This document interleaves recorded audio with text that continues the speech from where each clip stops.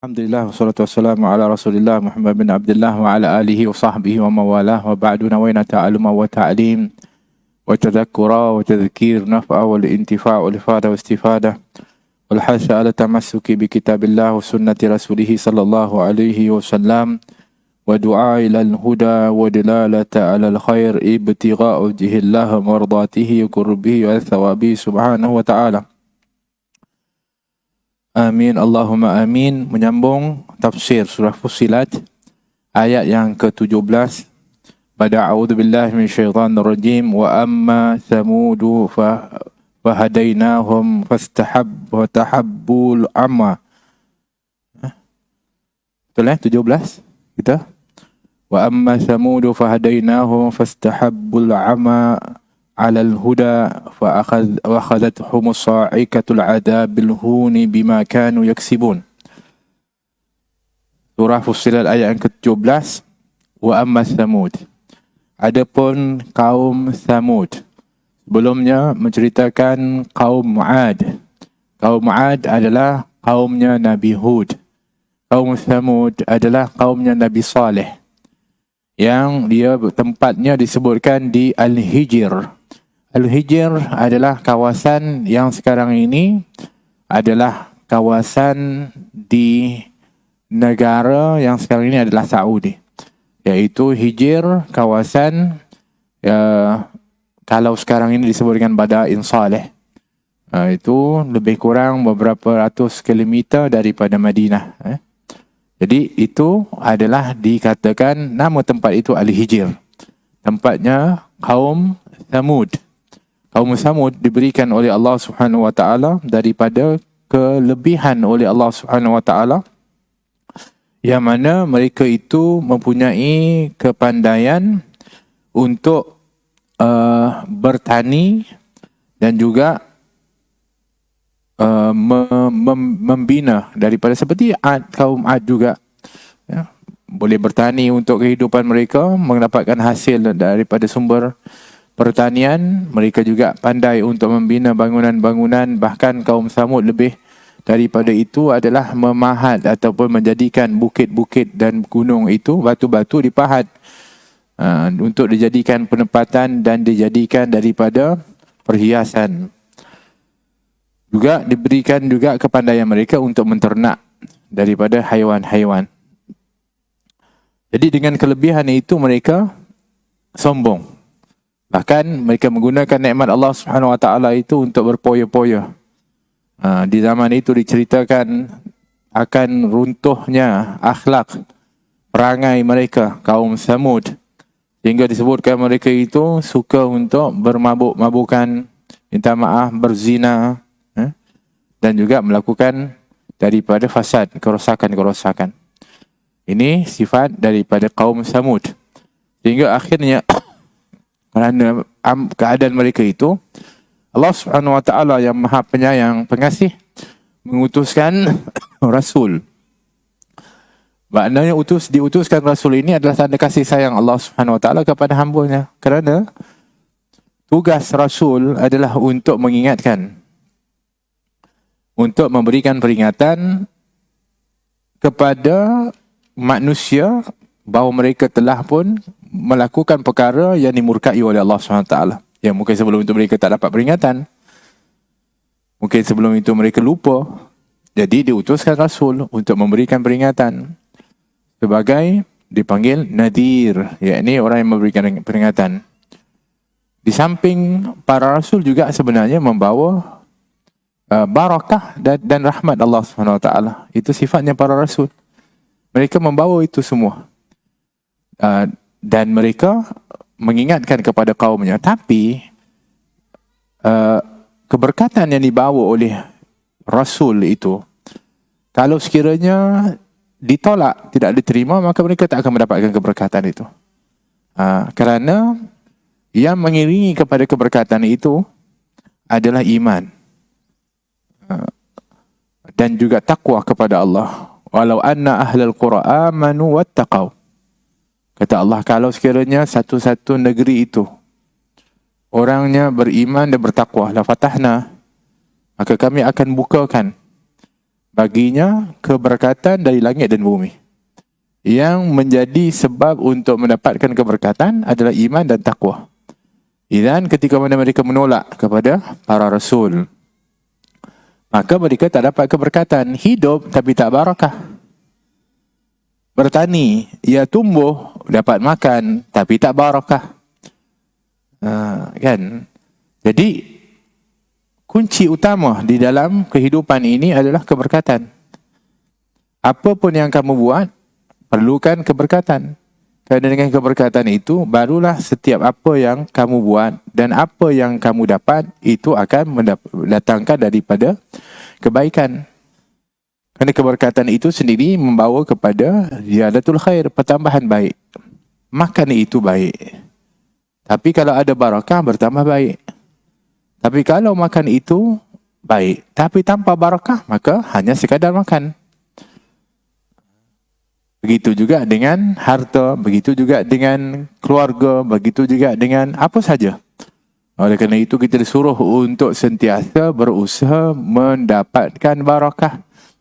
Sebab tu ketika kita makan, kita baca bismillah. Sebab kita baca bismillah, maka akan diberikan keberkatan. Akan kita tambah dengan doa, Allahumma barik lana fi ma razaqtana. Ya Allah, berkatilah dengan apa yang kau rezekikan kepada kami.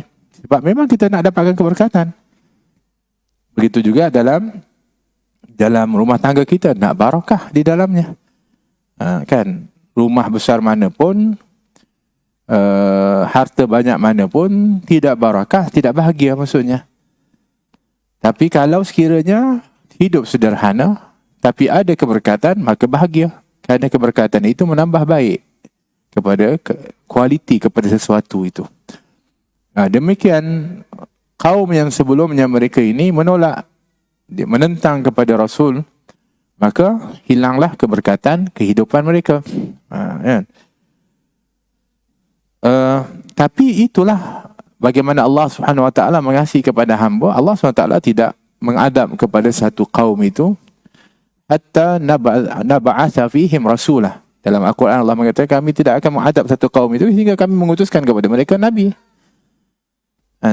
Maksudnya dah diutus nabi, kemudian nabi memberikan peringatan, ajak mereka kepada kebenaran, diberikan bukti-bukti dan mukjizat. Dah tolak, baru kemudian nanti datangnya adab Allah. Bukannya Allah SWT mengadab sesuka hatinya, tak.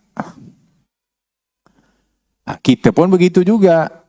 Ada kalanya kita ini diberikan peringatan dulu. Kadang-kadang tu ada orang ingatkan kita. Sebenarnya itu peringatan dari Allah SWT. Kalau tidak pun Allah ingatkan kita dengan apa yang menimpa kepada kita. Diingatkan dulu oleh Allah SWT. Kita masih lupa lagi. Akhirnya barulah sampai waktu yang mungkin Allah SWT nak timpakan kepada kita daripada balasan. Tapi setelah diperingatkan berulang kali, apatah lagi umat Nabi Muhammad SAW yang ditangguhkan azab oleh Allah SWT, seperti mana umat yang sebelumnya, maka kita sentiasa berulang kali diberikan peringatan oleh Allah untuk supaya kita ingat kepada Allah dan kembali kepada Allah SWT. Idzan wa amma Samud. Adapun kaum Samud, wa hadainahum, kami telah pun memberikan petunjuk kepada mereka melalui Nabi Saleh. Kan? Maknanya Allah berikan dulu petunjuk, ingatkan apa yang mereka buat salah. Yang kamu buat ni semua ni adalah salah, tak boleh.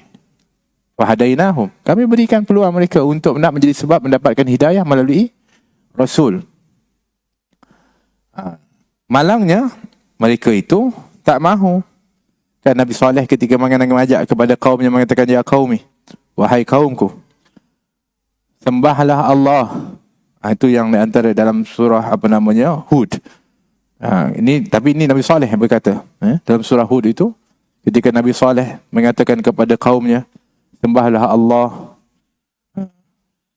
Kerana tiada sekali-kali Tuhan selain daripada Dia, yakni Allah Subhanahu Wa Taala. Dan dialah yang telah menciptakan kamu itu daripada tanah. dan menjadikan tanah itu dapat kamu makmurkan. Dan bertaubatlah kamu kepada Allah, kata Nabi Saleh kepada kaumnya. Sebab apa? Kerana sesungguhnya Tuhan aku, kata Nabi Saleh, amat dekat rahmatnya, lagi memperkenankan doa hambanya. Jadi itu ajakan Nabi Saleh kepada kaumnya. Tapi ternyata apa yang diajak oleh Nabi Saleh itu, diingatkan Nabi Saleh itu, bahkan mereka itu tak terima, bukan hanya tak terima, bahkan marah pula. Mereka marah.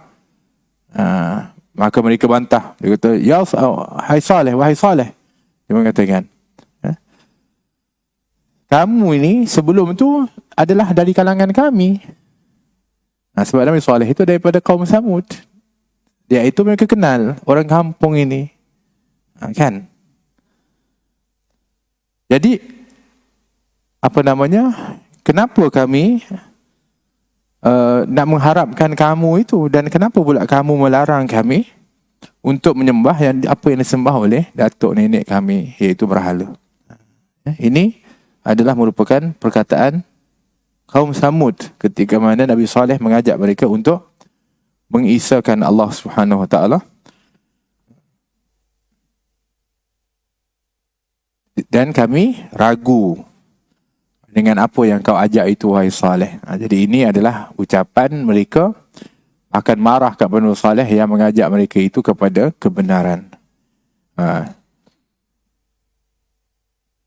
Cuma ada di kalangan mereka itu yang beriman, yang mengikut kepada Nabi Saleh alaihi salam. Tapi sebab kebanyakan orang menolak, khususnya siapa yang banyak menolak? Orang-orang golongan atasan, golongan kaya. Ini yang menolak. Maka mereka, kenapa? Kerana mereka sombong. Satu. Keduanya, mereka merasakan apabila mereka mengikut kepada ajakan Nabi Saleh atau Nabi-Nabi yang sebelumnya, yang mengajak, mereka ditipu dengan menyangka kalau sekiranya mereka beriman, mereka akan turun darjat, mereka akan miskin. Sebab syaitan ini ya'idukumul faqra wa ya'murukum bil fahsya. Sebab sifat syaitan, dia tipu kita. Dia akan janjikan kita dengan kefakiran. Jangan-jangan kamu ikut ni, beriman kamu fakir. Kamu sedekah infak, kamu fakir nanti. Miskin kamu. Dan suka mengajak kepada yang fahsya, kepada yang mungkar. Sonok, yang ni best. Kali ni nak solat, nanti kamu nak kena puasa. Alah, berat ni semua. Jadi golongan-golongan yang high-end ni, tak boleh. Kita ikut ni, kita akan jadi susah. Dan mereka menganggap bahawa apa yang disampaikan oleh Nabi Saleh itu adalah merupakan kosong belaka. Kan tak ada nilainya perkataan itu. Tapi inilah sifatnya para rasul, ya. Para rasul ni bukan sekali ajak ditolak sudah. Tunggulah azab Allah. Tak. Mereka ini sebenarnya dalam menyampaikan risalah Allah itulah bersungguh-sungguh. Mereka bersungguh-sungguh menyampaikan, tak berputus asa. Maknanya, kalaulah kita cerita tentang azab yang menimpa kepada kaum Ad sebelum ini, bukan bermakna hanya sekali yang diajak oleh Nabi Hud kepada kaumnya, tak. Tapi berkali-kali dengan berbagai daripada strategi yang digunakan oleh Nabi Hud, tapi tak mahu dengar. Begitu juga Nabi Saleh. Cara ini tak boleh, pendekatan tu tak terima dan sebagainya. Akhirnya, pendekatan apa lagi? Mohon kepada Allah. Ya Allah, berikan kepada mereka ini satu bukti. Kan begitu. Ya, ini bukti yang luar biasa yang menyebabkan mereka itu akan kagum dan akhirnya mereka akan terima. Yang ajaib. Kan seperti mana kita sebutkan kaum Samud ni, dia pandai menternak. Salah satu dia punya unta gemuk-gemuk hebat.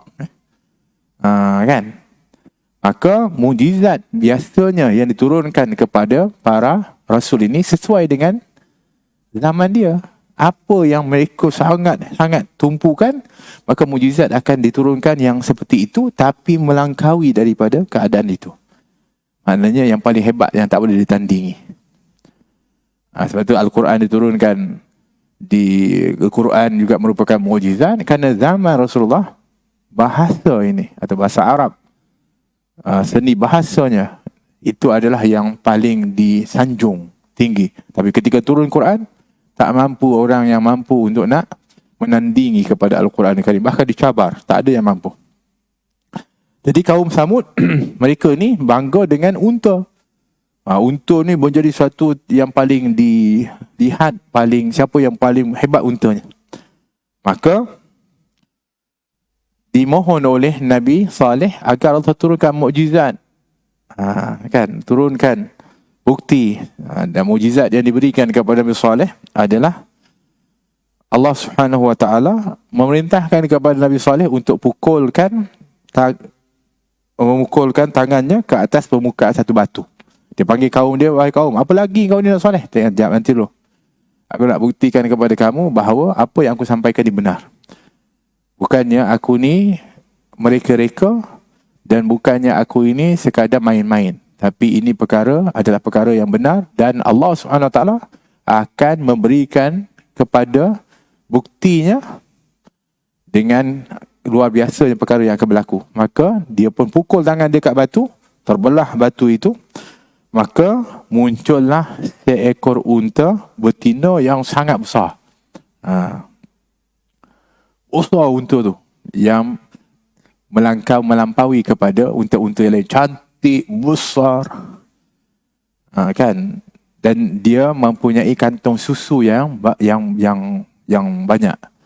Maknanya dianya sihat, gemuk, cantik. Kan? Bahkan manfaatnya.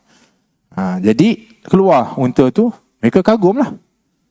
Tapi itulah, kalau dah sombong, kalau dah tak mahu tu, mereka mencari-cari alasan untuk nak menolak, tak mahu terima juga kelebihan yang terbukti berada di depan mereka.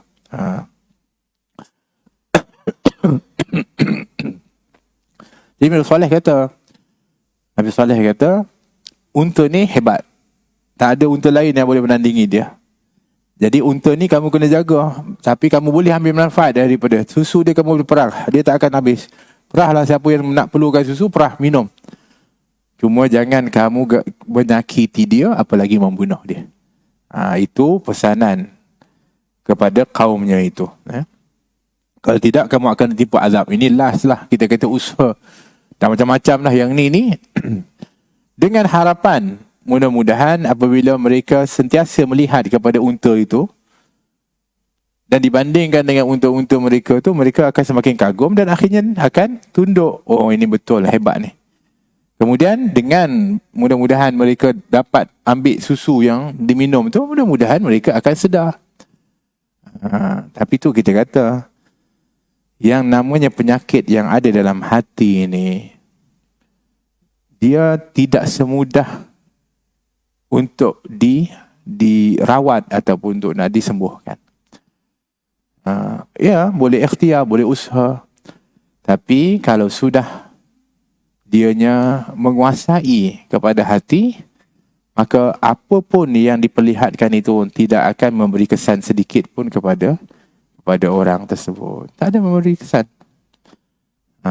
Akhirnya, bahkan kaum Samud ni merasa unta tu pula adalah mengganggu kepada mereka. Maksudnya, unta ni kalau selagi ada, kita dalam bahaya.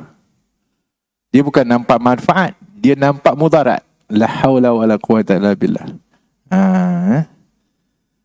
Sebab apa dia kata, unta ni dia minum air banyak. Nanti sumber air kita habis. La haula wa la quwata illa billah. Dia tak nampak susu tu dia orang boleh minum.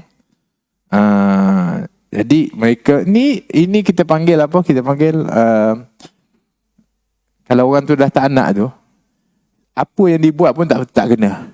Kan? Kalau orang dah benci lah kita kata, apa pun orang tu buat yang dia benci semua tak kena.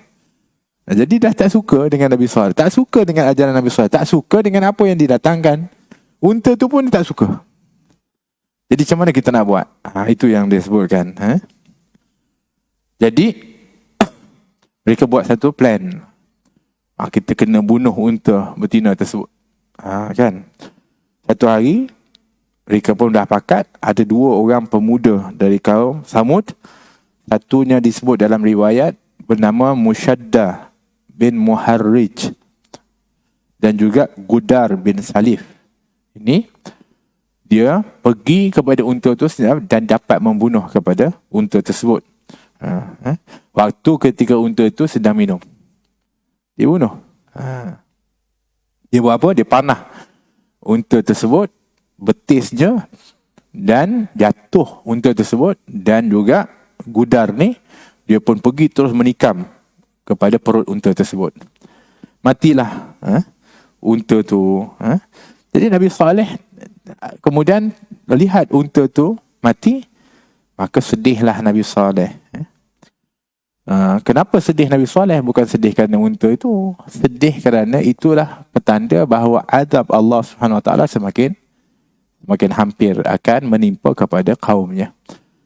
Sebab tu para Nabi bukan happy kalau sekiranya apabila mereka dah berpenat, bersungguh-sungguh berdakwah, kemudian akhirnya tak berjaya dan diadab. Bukan Nabi-Nabi itu adalah Rasul akan happy. Best kena. Tak. Mereka sedih. Mereka sedih kerana sifatnya para Nabi ini, mereka sebenarnya mengharapkan setiap orang yang diajak itu akan beriman. Dan itu sifatnya para doa, para orang yang berdakwah. Bukannya kita panggil ajak ayam. Tak. Mereka sungguh-sungguh. Kalau ada orang tak nak ikut yang baik, maka sedih. Kan? Dan mendoakan kepada Allah SWT hidayah. Begitu. Tapi dah sampai kepada kemuncak daripada datangnya azab Allah SWT. Maka ketika mana hidayah itu sampai kepada mereka, Allah sifatkan sifat mereka itu fastahabbul ama 'alal huda. Lalu mereka mengutamakan kesesatan daripada hidayah petunjuk. Yakni mereka ni lebih menutup mata daripada petunjuk itu dan memilih kepada kesesatan. Mereka tutup mata, tak nak nampak. Buat-buat tak nampak dia panggil. Kan? Sedangkan kebenaran itu di depan mata.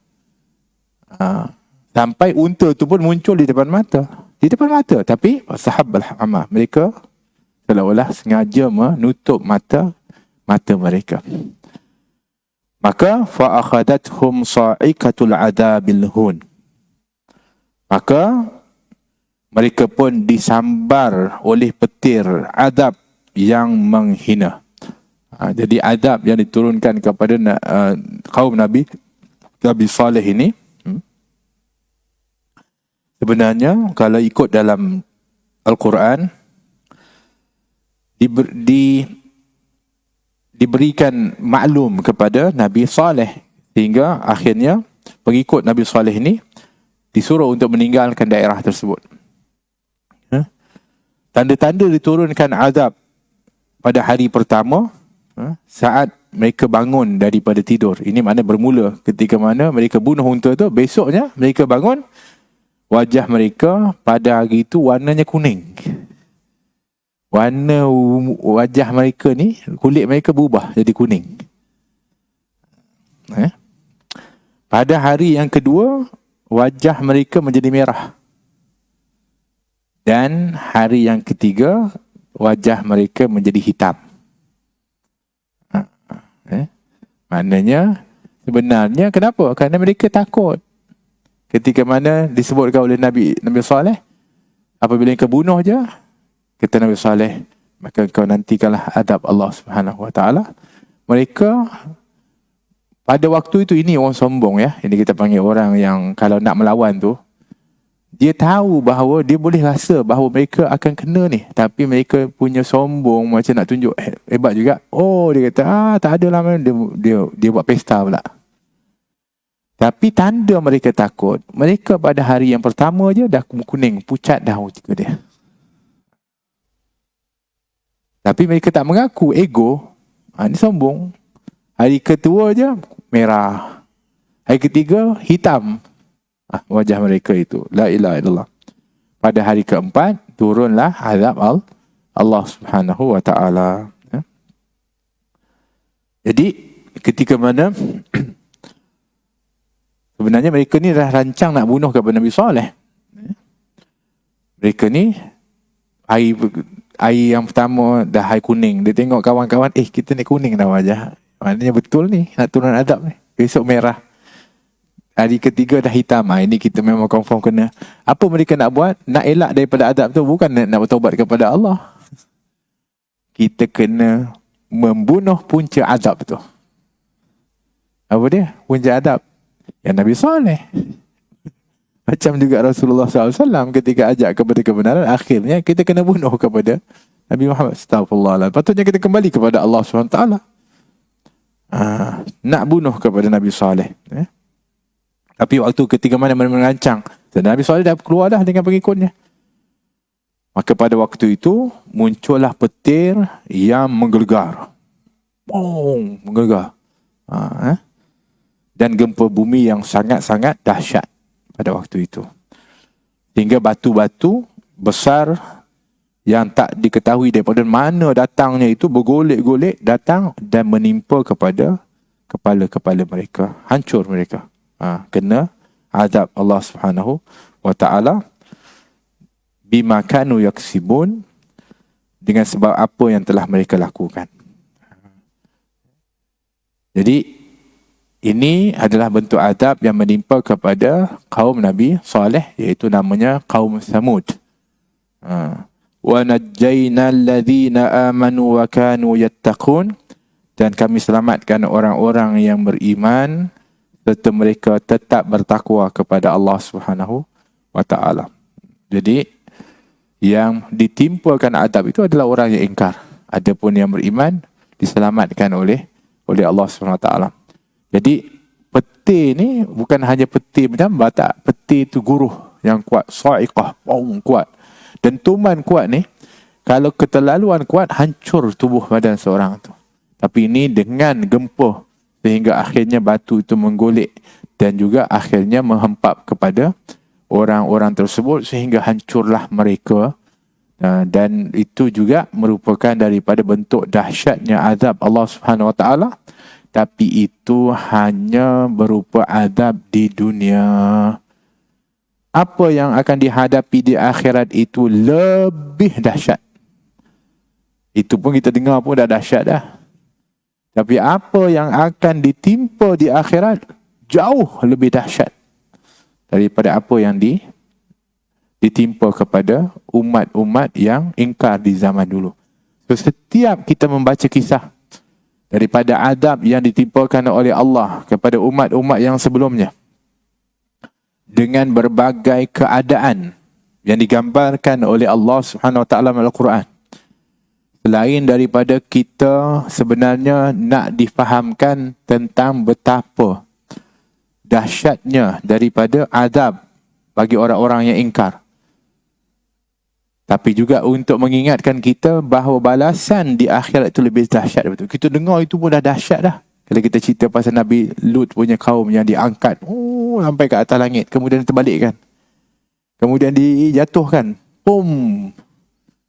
Kalau apa namanya, meteor tu kan, kecil mana pun kalau dia dah laju sangat jatuh tu, kalau dia hentam kepada bumi ni pun tak tahu berapa jarak yang dia akan. Itu kecil. Ini satu kampung diangkat, kemudian kemudian dihujani dengan batu-batu api. La ilaha illallah. Kita dengar tu, tapi itu hanya azab dunia. Bermakna yang nanti di akhirat itu jauh lebih dahsyat. Maknanya kita dah boleh faham Allah dahsyatnya akhirat tu. Sebab tu kita kena takut sungguh, dan dengan takut itu kita akan semakin taat. Dan semakin taat dan patuh kepada Allah dan meninggalkan larangan Allah. Sepatutnya lah, itu yang sepatutnya kita diceritakan kisah-kisah itu. Selain untuk untuk nak memahamkan kita betapa Allah itu memang bersifat Ar-Rahman. Allah itu memang sifatnya Ar-Rahim. Pengasih, penyayang. Kan? Allah itu Ar-Ra'uf. Naam. Tapi juga Allah itu bersifat Al-Muntaqim. Yang maha membalas. Dan Allah itu apabila membalas, Syadidul Iqab. Syadidul Azab. Dia bukan sikit-sikit. Dahsyat. Balasan yang dahsyat. Azab yang dahsyat. Apabila Allah Subhanahu Wa Taala mengadab kepada hamba-Nya yang ingkar. Kita mempunyai peluang diberikan oleh Allah. Kalau kaum Ad, kaum Samud, mereka juga diberi peluang oleh Allah walaupun mereka sebenarnya melakukan daripada kemaksiatan, kemungkaran dan sebagainya, diutuskan kepada mereka Rasul.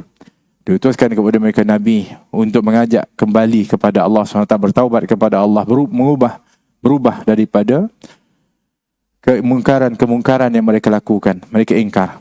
Kita juga sebenarnya sentiasa bersama dengan kita, nur, cahaya, hidayah Allah SWT melalui baginda Rasulullah SAW. Ya, kita juga melakukan kesalahan. Kita juga ingkar. Ada kalanya kita juga lupa dan lalai.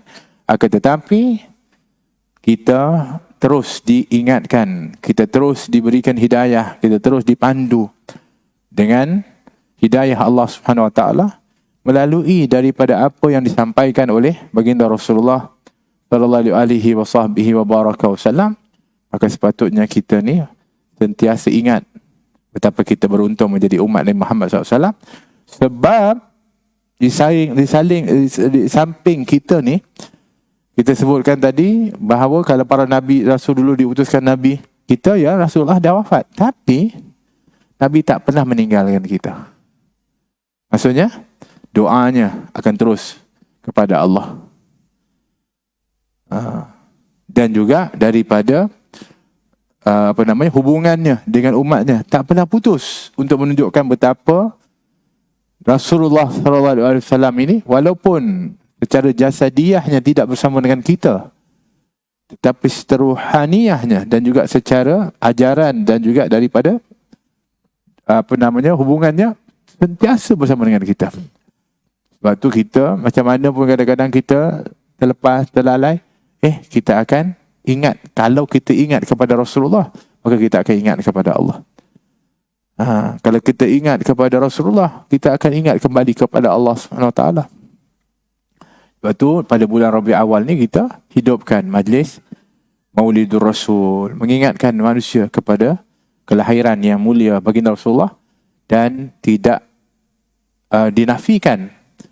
Sebenarnya ini salah satu dari sebab-sebab hidayah kepada umat manusia. Jadi sebab hidayah kepada umat manusia iaitu dengan mengingati kepada Rasulullah sallallahu alaihi wasallam. Mudah-mudahan Allah Subhanahu Wa Taala merahmati kita dan melindungi kita daripada azabnya, dan diberikan oleh Allah Subhanahu Wa Taala daripada pedoman, panduan untuk kita menjalani kehidupan ini dengan sejahtera, dengan mengikuti kepada ajaran dan ikut apa yang diajarkan oleh baginda Rasulullah sallallahu alaihi wasallam. Amin Allahumma amin.